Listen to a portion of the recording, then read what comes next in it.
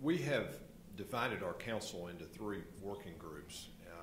We've got one working group that is focusing on admission and sentencing. Why are people in prison?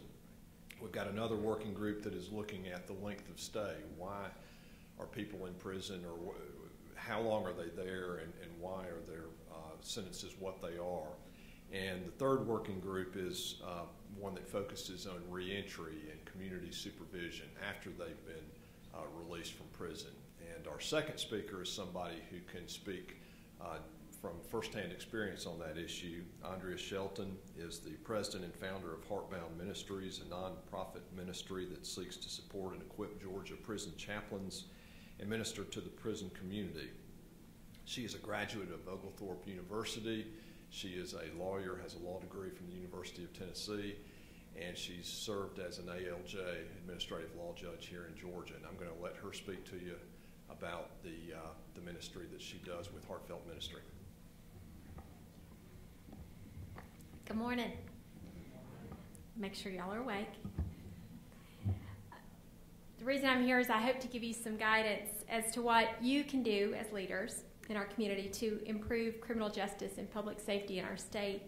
And specifically, I want to share with you what I've seen work when it comes to reducing crime and recidivism, and help you identify investments that we can make as a state that are going to pay dividends by saving money and reducing the number of crime victims. Because really, bottom line, what it all comes down to is we've got to reduce the number of crime victims. And I'm going to focus more on corrections and pardons and parole because that's sort of my wheelhouse. And I think Judge Kell will take more. I have the hardest time with your name because I always want to call you Kane Tell, but it's Tane Kell. Judge Kell will talk more from sort of a sentencing perspective. But given Georgia's current financial situation, we obviously have to think and do things differently. We have 2 apparent options that I see here in Georgia. We can open the doors and let them out, which I don't think anybody's really interested in that. We've seen in California where the Supreme Court upheld a lower court decision that said you have to let 33,000 inmates go and basically let them go without a plan. And that is not a situation we want to find ourselves here in Georgia. Or we can find ways to keep offenders from going in and returning to prison, all while saving money and protecting the public. And it really is possible.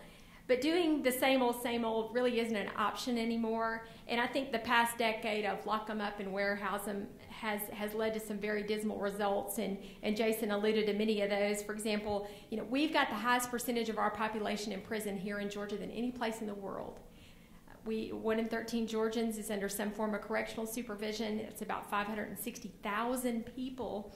And the national average is 1 in 31. And when you think about how that affects the family, we've got about 62,000 children that have a parent that's locked up. So this impact is huge for our communities. And it costs a taxpayer an average of about $17,000 a year to house just one inmate. I know we could think of a better way to spend $17,000. And alarmingly, the rate of spending for prisons is 6 times greater than that for higher education. And in 2010, the number of offenders behind bars declined for the first time in 4 decades nationally, and prison populations dropped in half the states, but Georgia was among the states that posted an increase in prison population. And all of that might be perfectly defensible if it demonstrated improvements to public safety, but the reality is, in all the 19 states that reduced their prison populations over the past decade, they've experienced an actual drop in crime. It's kind of counterintuitive, but it shows you that something's working. And please hear me right. I know when you hear prison ministry, you probably think, oh, there's some bleeding heart that wants to slap criminals on the wrist and let them go free. That is not the truth. There's always going to be a need for prisons in our state. And what I'm here to tell you is that we need to closely examine how we incarcerate criminals, and can we incarcerate them in such a way that's going to make them less likely to reoffend, more likely to get a job when they get out, to reintegrate into their community, to take care of their family, and not be a menace to society. And so that's really my goal in the work that I do. And we need to take a serious look at how we can do that, because 95% of these offenders are coming back to our communities. But unfortunately, and Jason, I hope I'm right on this, but statistics I was looking at showed that about 40% of them are going to be rearrested and reincarcerated. So we want them to come back changed instead of producing more victims of crime. And so what are the most cost-effective ways that we can reduce crime and incarceration? And where can we look for some solutions that are going to lead to greater public safety and bring results and save us money? And I've got 4 suggestions, and they all begin with R. I'm hoping you can remember that if I give you 4 R's.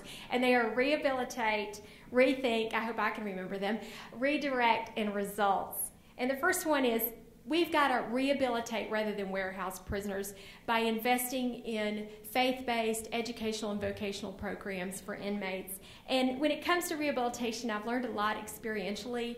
And probably the person I've learned the most from is Warden Burl Cain at Angola Prison in Louisiana. Warden Cain runs Angola, and it's the largest maximum security facility in the country. It houses over 5,200 inmates, and 95% of them have a life sentence. And for decades, Angola was known as the bloodiest prison in America, and maybe you've seen documentaries about it.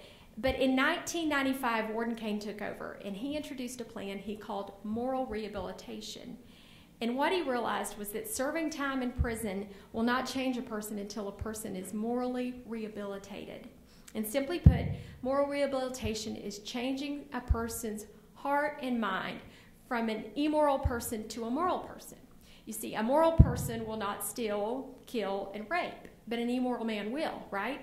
So Warden Cain realized that in our society, we largely get our morals from religion. And so he began to introduce faith-based initiatives into his prison.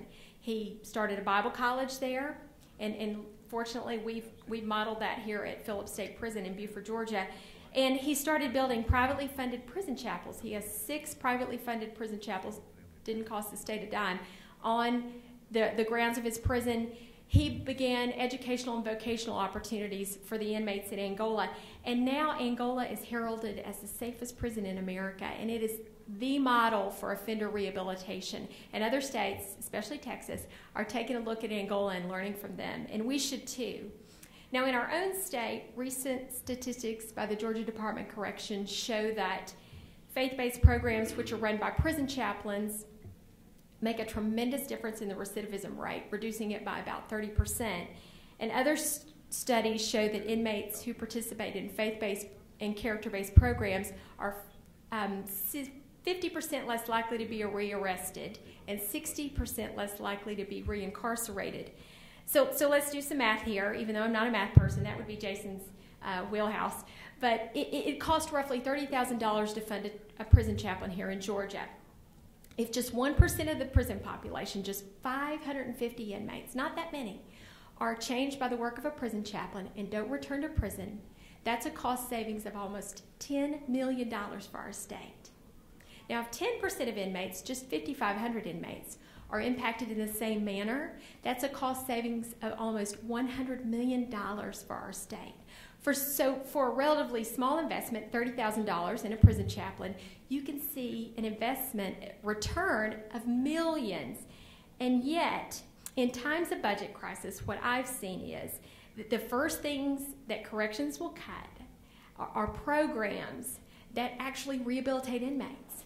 They cut faith-based programs, they cut chaplaincy programs, they cut vocational and educational opportunities. And here's the thing, we tell inmates to be better, we tell them to do better, and then we cut the very things that are going to help them be better and do better and be moral, law-abiding citizens. And I was startled to learn, this one really shocked me, that the DOC was spending more on floor wax than they were to pay the salary of a chaplain. And don't get me wrong, I'm a big proponent of clean floors. I vacuum every day. I actually got tennis elbow last year from over vacuuming. I mean, how weird. But, you know, the last time I checked, floor wax never rehabilitated anybody. And so we have got to rethink this whole matter of rehabilitation, and we've got to get serious about it if we want to see the number of crime victims reduced and we want to see our recidivism rates go down. It's all about preventing future crime victims. And the small investment we make up front is going to have huge dividends when offenders return home. And I want to commend our Department of Corrections for opening the first faith and character-based prison at Walker State Prison in Rock Spring, Georgia. That is a step in the right direction, but we need to keep walking in that direction. And we have got to get serious about rehabilitation, and one of my hopes is that we will reestablish full-time prison chaplains in every prison in Georgia, because it's a great investment and you're guaranteed a return. Now, after we rehabilitate, secondly, we need to rethink some of our policies. For example, we need to rethink some of our parole and probation policies, and we need to address the issue of parole revocations and probation revocations due to technical violations. Not when someone commits another crime, but they violate the terms of their probation or parole by they didn't check in with their parole officer, or in a great example, I'll give you a guy named Marvin that we helped once he got out of prison. Marvin was in prison for almost 10 years, and he wanted to start anew. So he reached out to our ministry, and we helped him establish a new life in Rossville, Georgia. And so he had an apartment there. He had a job. His employer absolutely loved him, said he was the best worker he ever had. Someone gave him a car, and Marvin had community support from the local Kiwanis Club.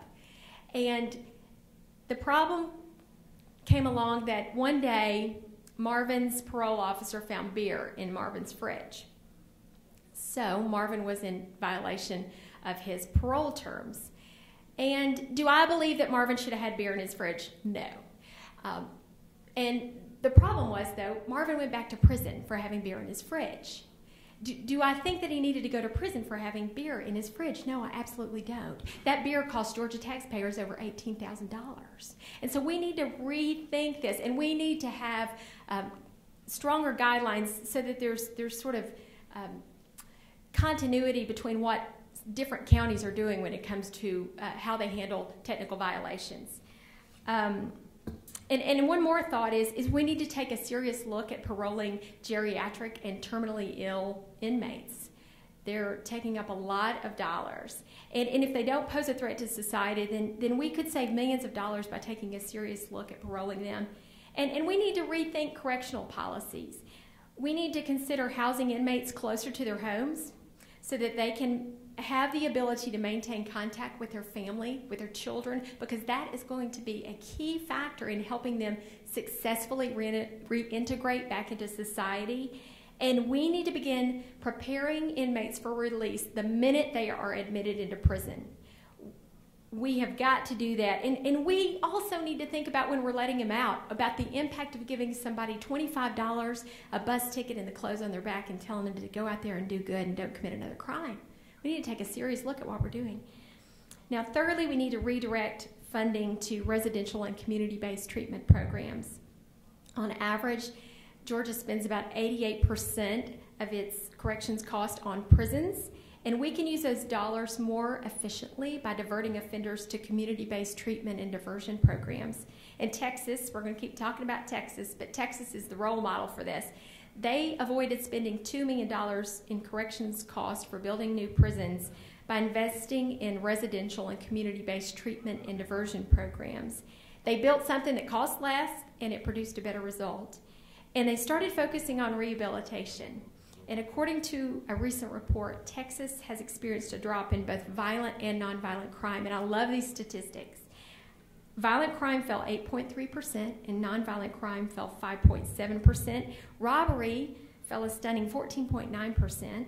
Rape fell by 9.2%. Adult arrest dropped 4.6%, and juvenile arrest dropped a whopping 9.3%. And Dallas is a very interesting case study. Dallas was on the FBI's most dangerous city list as number 1. They are now at number 52. And in case you're wondering, Atlanta's number 25. And Macon and Albany are also on the list of the FBI's most dangerous cities. And Houston, San Antonio, Fort Worth, Austin, and El Paso, they all saw declines in their crime rate as well. And they also coupled that with lower incarceration rates. than from previous years. But there's a little town called Round Rock, Texas, and they stubbornly adhere to the lock them up and throw away the key approach. They actually saw an 8.3% increase in crime in Round Rock, Texas. So numbers like this really call into question the lock them up and warehouse them approach. And Jerry Madden, he's the chairman of the Texas Corrections Committee, and he said these results were possible because Texas was willing to think differently about corrections. He realized that corrections is not just about correcting, it is about correcting behavior and not just about locking folks up. And that's what corrections has to be about, because what good does it do if we lock somebody up and they come out the same person that they went in? We've really got to get serious about rehabilitating them. And finally, we've got to demand results. We need to hold corrections accountable just like any other state agency. They need to show results. And you, as policymakers and leaders in our states, you've got to demand greater bang for your public safety buck. And we need to require that corrections programs be evidence-based. And they have to be evidence-based in their design and in their delivery. But we also have to be willing to equip corrections and pardons and parole with the resources they need to invest in programs that are going to lower recidivism and are going to reduce the number of crime victims and save money. We've got to equip them by doing more to invest in programs that are actually going to rehabilitate inmates and help these inmates have success when they rejoin our communities. Because remember, 95% of them are coming back. And you've got to ask yourself, do I want them to be my neighbor? Bottom line is, if you want to see something you've never seen before, you got to do something you've never done before. And we've got to be thinking new about how we do corrections here in Georgia. And I'm going to end with a quick quote that I just found this morning. But I thought it was so good, I had to share it. It's from the Minnesota Commissioner of Corrections, Tom Roy. Prisons are often the forgotten element of the criminal justice system until things go badly. Catching the guy and prosecuting him is really important work. But if we don't do anything with that individual after we got him, then shame on us. If all that effort goes to waste and we just open the doors 5 years later and it's the same guy walking out the door and the same criminal thinking, then we failed our mission. Thank you.